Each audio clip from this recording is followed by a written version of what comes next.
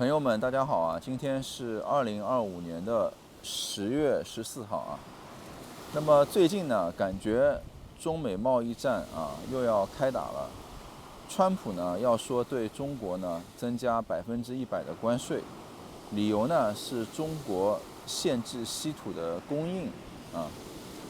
那么美股呢，上周和这两天呢都在下跌啊。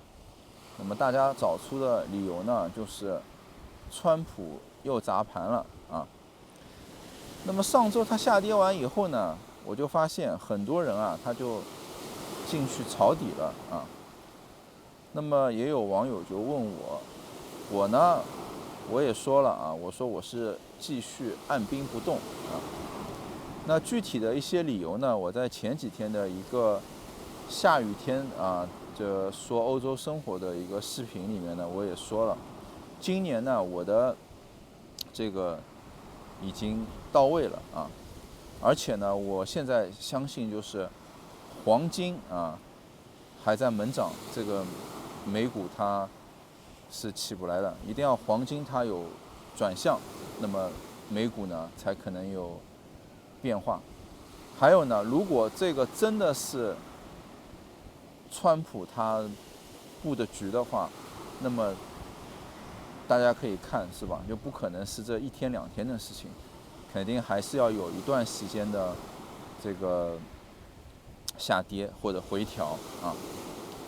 但是呢，我这两天呢，我看到一篇很有意思的文章，是西班牙的一个媒体人写的啊。那么我看了他的这个文章以后呢，我又看了很多关于川普相关的内容。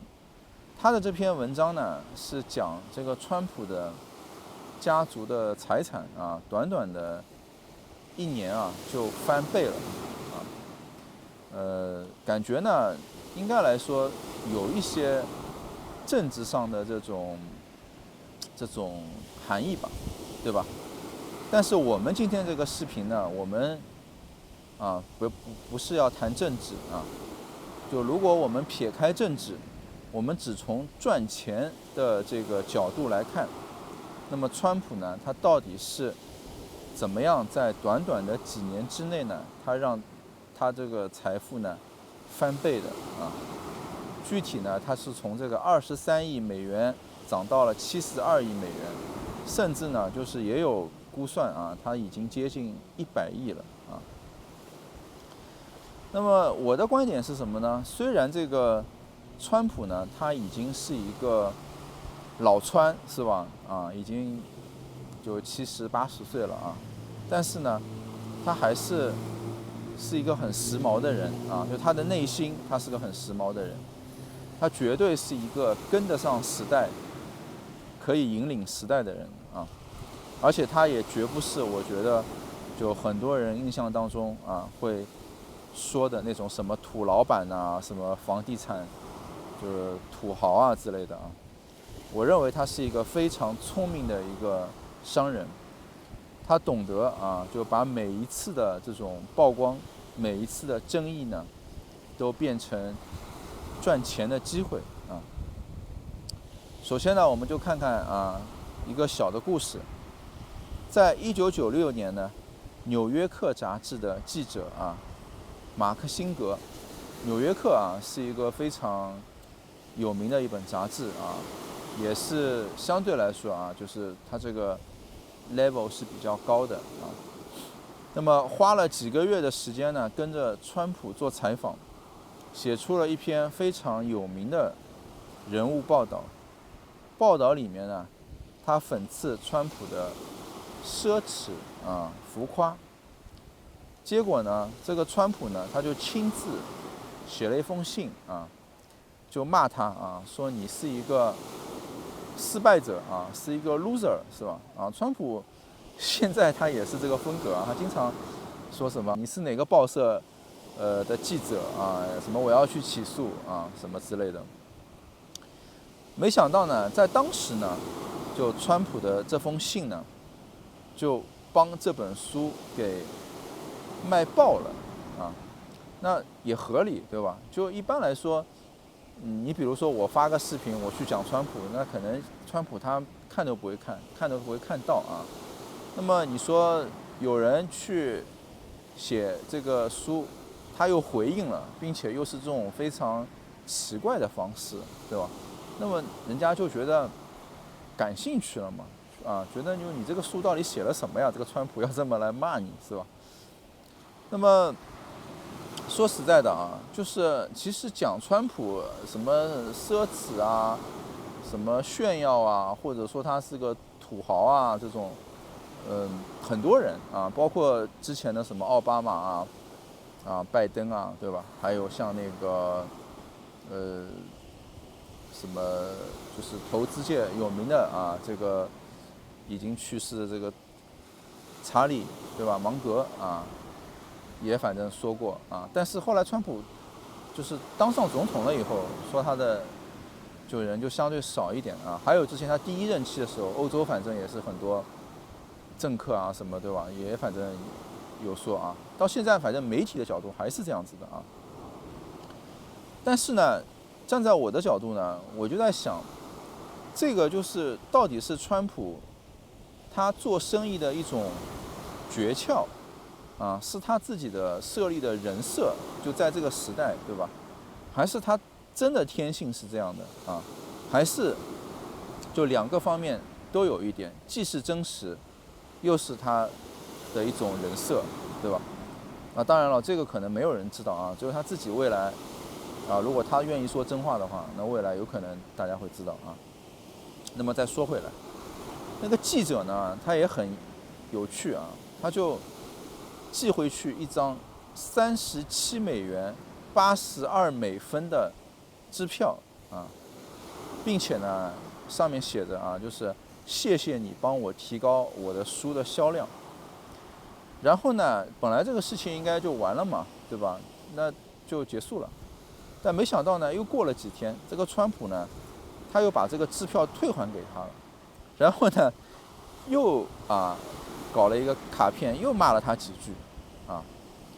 但是呢，这个记者啊，他就发现这个支票呢就被兑现了啊。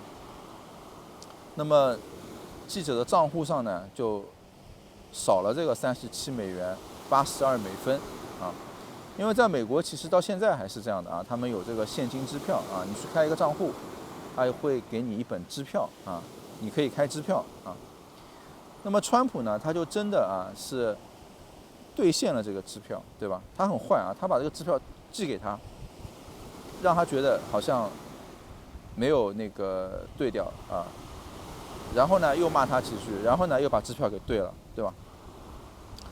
但是呢，这件事情呢也说明了啊，就川普他对金钱的态度啊，就是开玩笑啊，说话我们随便，对吧？但是这个钱啊，这个 dollar 啊是真金白银啊，这个是必须要拿下的啊。那么对他来说呢，这个钱呢不仅仅就只是钱。每个人对钱的态度其实不一样的，有的人觉得这个钱你要像我的话，我觉得够过日子就行了，对吧？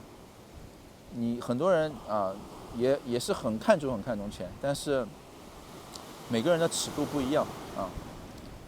那么对川普来讲呢，他觉得这个钱呢是胜利者啊，是尊严啊，也是他自己的一种证明，就证明自己的价值啊。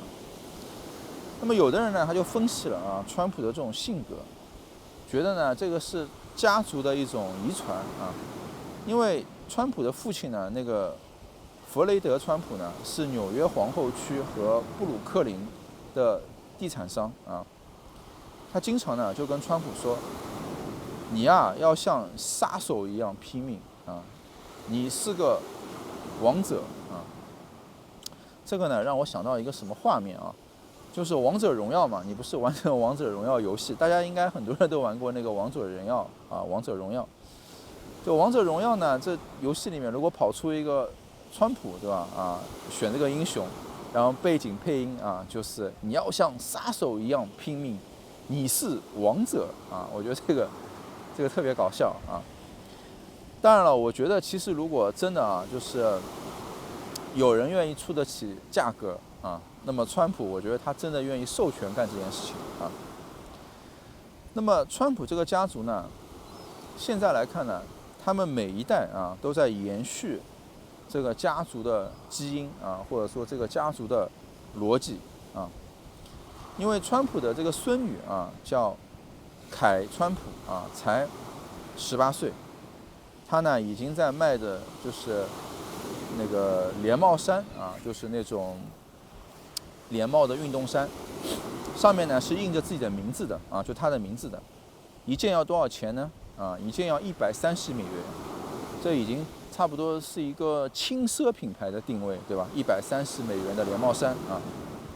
他呢在白宫花园啊，就是这个白宫 White House 啊，花园里面呢拍摄宣传照啊，用总统家族的啊这种光环呢，就是宣传他这个连帽衫。所以说呢，后生可畏啊，一代新人胜旧人啊。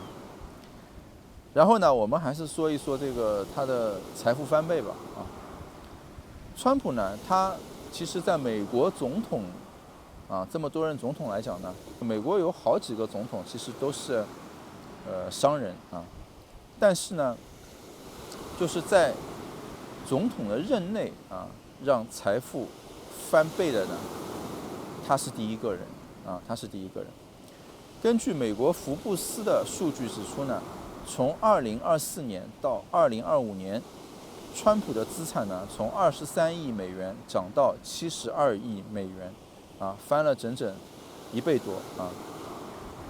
那么这些钱主要来自哪里呢？啊，除了啊，就是他原来经营的这种房地产的事业啊，他还有新的4个主要赚钱的渠道啊。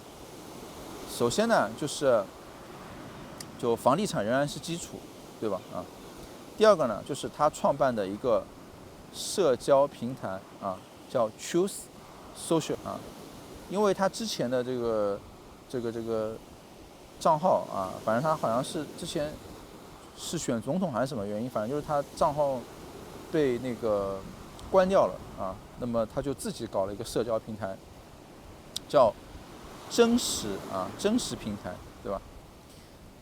第三个呢，就是他自身啊的品牌授权的商品啊，那这个就很多了。就授权他这个 Trump 的这个品牌，对吧？还有呢，就是最近非常火的啊，也是最近刚刚发生了很大的悲剧的啊，这个加密货币啊。那么过去呢，他是靠这个房地产起家的，对吧？那么现在呢，他靠的是流量和品牌啊。那么他这个 Truth Social 的母公司上市以后呢，市值啊最高的时候接近48亿美元。要知道，它这个社交平台才没有成立多久啊，是吧？最多也就2-3年啊。而川普个人呢，他持股呢是超过了1.15亿股，那么按股价来算呢，它的价值呢就接近20亿美元，对吧？他呢非常清楚啊。媒体流量就是在现代这个社会啊，就是金子，就是钻石。当年呢，他靠那个真人秀啊，一个叫《学徒》的节目呢出名。它里面啊，就是有一句叫什么“你被解雇了”，对吧？啊，就让他成为了家喻户晓的人啊。后来呢，在他的这个社交媒体被封号后呢，啊，我前面说了，对吧？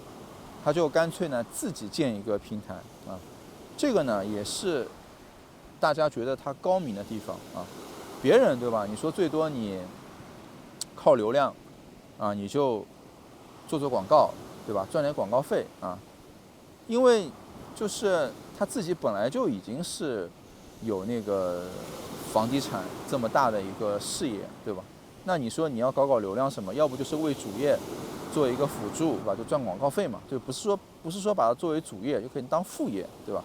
但是呢，川普呢，他就直接把流量呢，就把他自己的流量呢，就当做他自己的资产啊，做一个新的平台出来啊，就是他自己为自己打工啊，你也别想就是赚啊一些广告费什么为别人做推广，这个钱对他来讲太小儿科了啊。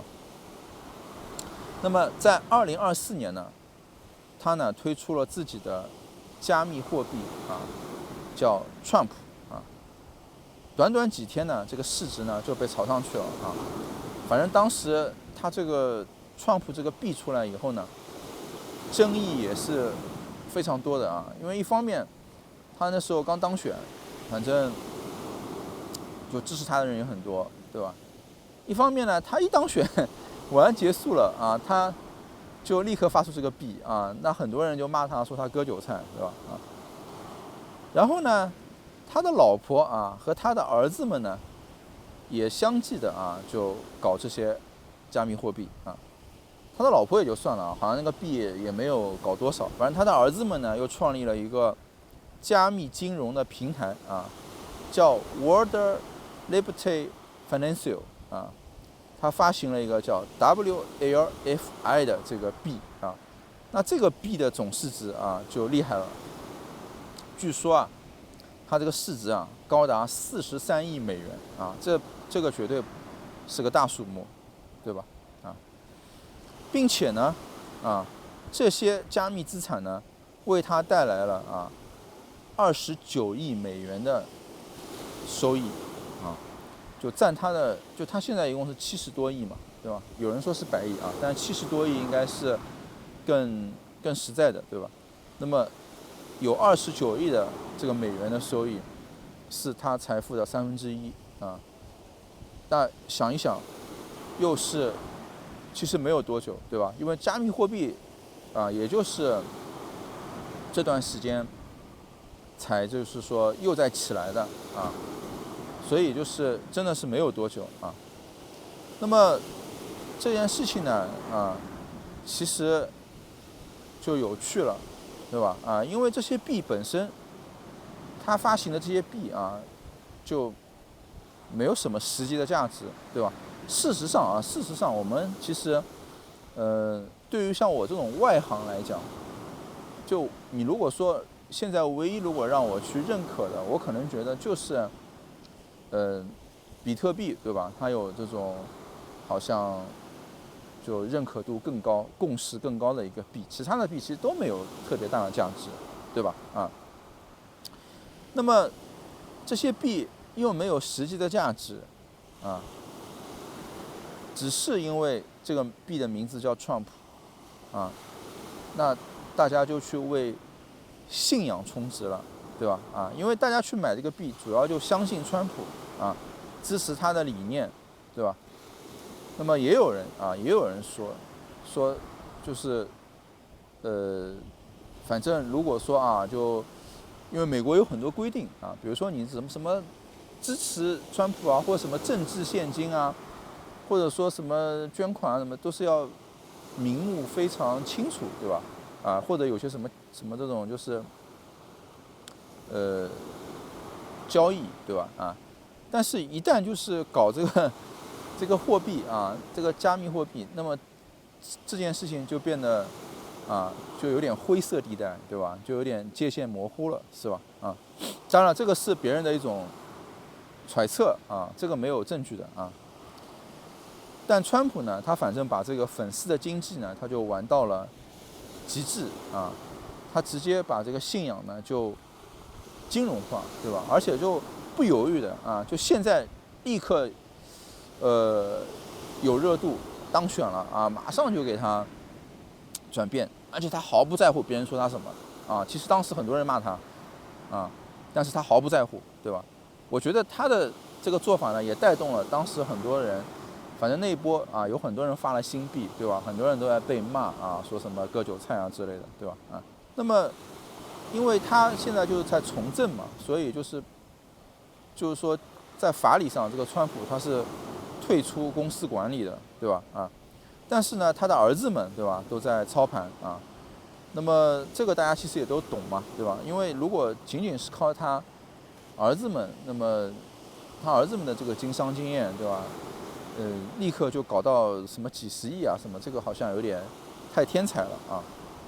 还有就是他的那个女儿啊，他们这个美貌的女儿，那个伊万卡，对吧？也经营的自己的品牌啊。然后他的女婿呢啊，也是跟那个什么沙特的，对吧？一些在做什么生意，做什么投资，对吧？然后他前面说的那个18岁那个孙女啊，也在卖衣服啊。那么他们每一个人呢，都是其实总的来讲呢，都是在川普啊这样的一个大的一个品牌下运作，对吧？啊，这个呢，其实也是美式的啊这种典型的家族资本模式啊，分工不同，品牌统一，对吧？啊，风险啊也分散，但是呢，收益呢大家是共享的啊。只要这个创普的家族啊，每一次曝光，每一笔合作啊，每一个甚至可以说批评啊、争议啊，对吧？你都会让这个创普这个名字呢继续升值啊，因为它这个已经是可怕了啊。就很多东西，你比如说，大家都很害怕什么负面新闻、负面影响，对吧？但你对于川普他这个家族现在目前情况来讲，负面的东西啊，也只是就是对他来讲，就是能给他带来金钱啊，就他无所畏惧对负面的东西啊，所以确实牛逼，对吧？啊，那一说到这个呢，可能大家也会想到很多啊同样有名的一些美式的这种家族资本模式，对吧？啊，你们如果知道的话，评论区也可以打出来啊，应该也是挺多的啊。还有他擅长的一些模式呢，对吧？就比如说他自己的地产啊，也是利用了一些外交，有时候啊这种方式吧，在进行一些这种推广啊。你像我现在就知道他的地产啊，比如说在沙特、在阿联酋啊、在苏格兰，对吧？这些地方都有啊。其实我以前只知道他是在什么美国啊有赌场啊，什么有什么地产、高尔夫啊什么，对吧？但是像现在为什么知道呢？就是在新闻媒体上啊就出现的啊。这个呢，很多呢，就是他很多这种合作呢，就是他出访，对吧？或者说他见很多外国的政要呢，这个大家就知道啊。他跟沙特的这个达尔环球集团合作，对吧？他签一个10亿美元的住宅和办公项目啊。那么，其实很多时候呢，大家是很避讳这个东西的，对吧？哎，觉得好像啊这样是不是不太好？但是呢，他不是这样想的啊。人家怕啊什么就是利益冲突，他看到的呢是一种资源转化啊，所以他的思维方式呢确实跟很多人是不一样的啊，他是就是把这个影响力变现啊，比如说啊，就上次呢他到欧洲来，对吧？他进行这个美国和欧盟的当时要签那个关税啊，他呢就在他自己的一个高尔夫庄园里面啊，那么无形之中，对吧？这个高尔夫庄园。当时什么欧盟的什么冯德莱恩啊，还有其他一些政客啊都去了，对吧？那么上了很多新闻啊，上了很多这个媒体。那么这个高尔夫庄园，对吧？它就产生了历史价值啊。那也是，如果大家去旅游，肯定说啊，我也要去那边网红拍个照，是吧？啊，这个沙发是谁谁谁做过的啊？这里是什么？当时签了一个什么协议，对吧？啊，所以就是这种啊一种模式吧。那么总结一下啊，就是如果说把川普的赚钱的逻辑呢，如果要把它写成一个公式呢，那么应该说是品牌加上流量，加上权力啊，加上这个新资产类型啊，等号啊等于这个复利的这种财富增长啊。品牌呢就让它能够卖任何东西，对吧？它授权啊，流量呢就让它永远啊是最火热的，对吧？权力呢就让它有什么谈判和这个曝光的优势啊。但是我认为啊，就这个权力其实也是它的这个品牌和它的流量给它换回来的啊，就是它是少数的啊，就是在社交媒体方面，能够就是给自己带来选举上的优势的，也是从它之后呢。好像就是选举啊、政客啊，就非常的在意这个，对吧？啊，还有什么新资产类型，对吧？就比如说社交平台啊、加密货币啊，啊，就让他的财富呢继续在翻倍啊。那么这些元素呢就加在一起呢，就构成了啊他的这个财富持续增长的这种动力啊。那么川普的商业哲学呢，也是他最常挂在嘴边的一句话，对吧？就是既然要想，你就放大胆啊，大胆的去想啊。我是很认同的啊。说句实在的啊，就是说这句话啊，我觉得既然就是你要去想，你就要把它想的足够大，对吧？你不要想这个一点点，你想的足够大，然后你再去辩证，看看能不能啊实现，对吧？你像马斯克搞什么电动汽车啊，搞什么回收式火箭啊，甚至很多什么东西，对吧？也是的，很多就是创新的东西都是这样，对吧？当然就是说作为就是说要谨慎的政客，是吧？那他是确实是有自己独特的风格的啊。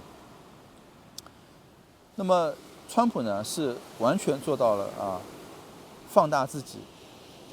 别人卖产品呢，他卖自己啊；别人害怕争议，他制造争议，他制造争议，对吧？比如说啊，他一会儿就是啊，我要对这个东西几百关税，一会儿就是啊什么什么批评谁了，骂谁了，对吧？比如说骂泽连斯基，一会儿就比如说什么我要让加拿大成为美国的什么第50几个州，对吧？啊，反正就是他总是能够啊，就是讲出一些很夸张，然后又很吸引眼球的东西，对吧？啊，所以呢，就别人总是啊，这个什么专家教授，对吧？有现有的这种什么市场这种东西啊，宣传里面没有川普这个东西，可能未来会加入川普这个模式啊。川普他越被骂啊，他就越有钱，对吧？啊，因为在现在这个时代呢，最值钱的资源啊，不是什么工厂，也不是什么土地啊，而是这种关注度啊。可以说，在现在这个世界呢，有社交媒体以来呢，他是全世界啊，就这么几十亿人口里面，他是最受关注的人啊。他呢不只是一个商人，也不只是一个政客，对吧？他现在是全球最有社交影响力的人啊。好吧，啊，所以就是我觉得很多人啊，就是要争论川普是一个什么好总统啊，还是一个坏总统，还是一个什么政客，对吧？啊，我不看这个，因为我觉得这个东西人会变的，有可能你今天觉得他不错，明天你又觉得他不好了，或者过去你觉得他不错，未来你又觉得他更不错，对吧？啊，这个东西我觉得是变化的啊。但是有一点，对吧？就是他啊已经资产翻倍，已经成为了一个超级富豪，对吧？啊，最后呢啊，我们也把川普的这个成功啊就总结告诉大家，就在这个时代呢，能够赚到钱的、会赚钱的啊，不一定是最聪明的人，而是啊最懂得被人看见的人，好吧？那么如果你们有什么想法呢？啊，你们快点来评论区告诉我。好，谢谢。